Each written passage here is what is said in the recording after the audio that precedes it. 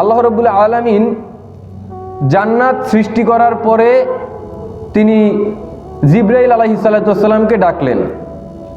জিবরাইল আলাইহিস সালাতু ওয়াস সালাম আসলেন।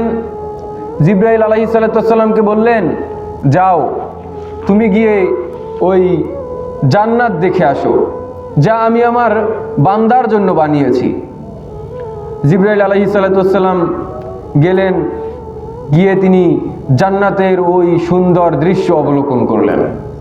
জান্নাতের ওই সুন্দর দৃশ্যগুলো, জান্নাতের ওই নিয়ামতগুলো আল্লাহ রাব্বুল আলামিন তার বান্দার জন্য যেগুলো বানিয়েছেন সেগুলো তিনি দেখতে লাগলেন।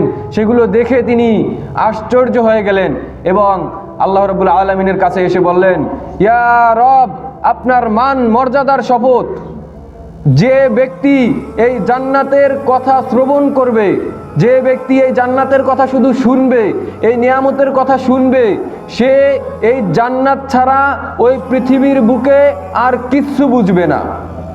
সে এই জান্নাত ব্যতীত ওই জমিনের বুকে আর কিচ্ছু খুঁজবে না। সে এই জান্নাতের পিছনেই ছুটতে থাকবে এবং প্রত্যেকটা মানুষ এই জান্নাতে ঢুকেই ছাড়বে।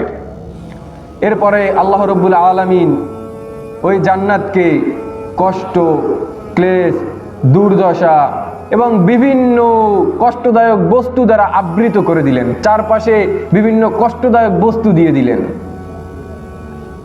যে কষ্টটা আমরা ফজরের নামাজে শীতকালে ওঠার পরে আমরা যে উপলব্ধি করতে পারি, আমরা সঠিকভাবে থাকতে যে কষ্টটা হয়, আমরা হালাল খেতে যে কষ্টটা হয়, হারাম ছেড়ে দিতে মনের ভিতরে যে কষ্টটা হয়, রোজা রাখলে যে কষ্টটা হয়, দান সদকা করলে সম্পদের লোভ যে কষ্টটা আমাদের দেয়, এরকমের বহুত কষ্ট দ্বারা আল্লাহ রাব্বুল আলামিন ওই জান্নাতকে ঢেকে দিলেন। এরপর বললেন, হে জিবরাইল, তুমি যাও, গিয়ে দেখে আসো। জিবরাইল আলাইহিস সালাম আবার গেলেন। এরপর তিনি আল্লাহ রাব্বুল আলামিনের যে জান্নাত সৃষ্টি করা, ওটাকে কষ্ট ক্লেশ দ্বারা আবৃত করা, সেটাকে দেখলেন। ওটাকে দেখে তিনি আল্লাহ রাব্বুল আলামিনের কাছে এসে বললেন, হে আল্লাহ, হে আমার রব, আপনার মান মর্যাদার শপথ, আমি আশা করি, আমি এটা বুঝি যে এই যত কষ্ট, যত অশান্তি, দুঃখ দ্বারা এই জান্নাতকে ঢেকে দেওয়া হয়েছে, কোনো বান্দা এই জান্নাতে প্রবেশ করতে পারবে না, কারণ এতে এত পরিমাণ কষ্ট দেওয়া আছে। এরপরে আল্লাহ রাব্বুল আলামিন জাহান্নাম তৈরি করলেন। জাহান্নাম তৈরি করে জিবরাইল আলাইহিস সালাতু ওয়াস সালামকে বললেন, হে জিবরাইল, তুমি যাও, গিয়ে দেখে আসো, আমি আমার বান্দার জন্য জাহান্নাম তৈরি করেছি। জিবরাইল আলাইহিস সালাতু ওয়াস সালাম জাহান্নাম দেখতে গেলেন।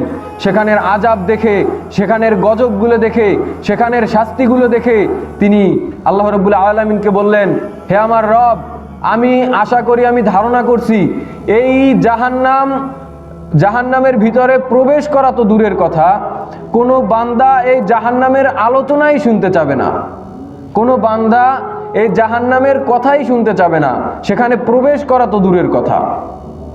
এরপর আল্লাহ রাব্বুল আলামিন সেই জাহান্নামকে সুখ, শান্তি, স্বাচ্ছন্দ্য, মায়া এগুলো দ্বারা আবৃত করে দিলেন, তার দরজায় এগুলো দিয়ে দিলেন।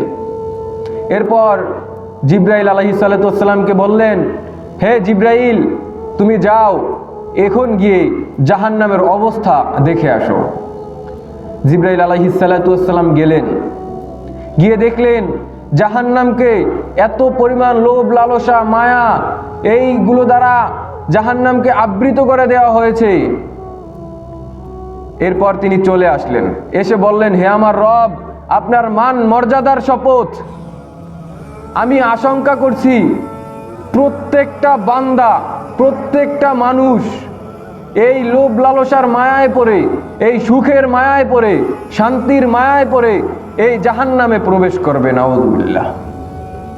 প্রত্যেকটা মানুষ জাহান্নামে প্রবেশ করবে। জিবরাইল আলাইহিস সালাতু ওয়াস সালাম বলেছেন, এটা আমার কথা না, রাসূলুল্লাহ সাল্লাল্লাহু আলাইহি ওয়াসাল্লাম বলেন।